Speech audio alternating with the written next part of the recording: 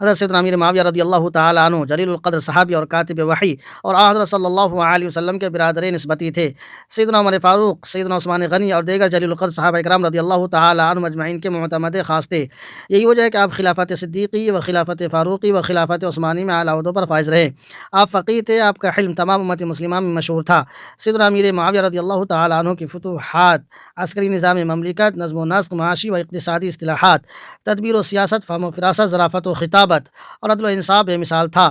نبی کریم صلی اللہ علیہ وسلم نے آپ کے لیے دعا فرمائی، اللہ معاویہ کو ہدایت دینے والا اور ہدایت یافتہ بنا دیجیے اور اس کے ذریعے لوگوں کو ہدایت دیجیے۔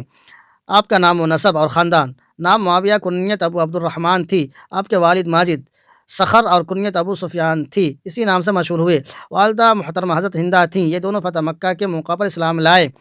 حضرت امیر معاویہ رضی اللہ تعالیٰ عنہ کا قبول اسلام: حضرت امیر معاویہ رضی اللہ تعالیٰ عنہ ظاہری طور پر فتح مکہ کے موقع پر ایمان لائے، مگر حقیقت یہ ہے کہ آپ اس سے قبل ہی اسلام قبول کر چکے تھے۔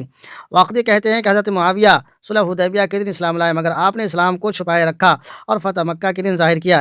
ابن سعد کہتے ہیں کہ حضرت امیر معاویہ رضی اللہ تعالیٰ عنہ بیان کیا کرتے تھے کہ میں عمرۃ القضاء کے روز ایمان لایا تھا، لیکن اپنے والد کے ڈر سے اپنے ایمان کو فتح مکہ تک چھپائے رکھا۔ یہی وجہ ہے کہ حضرت امیر معاویہ رضی اللہ تعالیٰ عنہ بدر، احد، خندق اور غزوہ حدیبیہ کے معرکوں میں کفار کی جانب سے شریک نہ ہوئے، حالانکہ آپ جوان تھے۔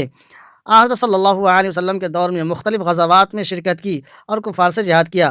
آپ رضی اللہ تعالیٰ عنہ نے حضرت صلی اللہ علیہ وسلم کے ہمراہ غزوہ حنین میں بھی شرکت فرمائی۔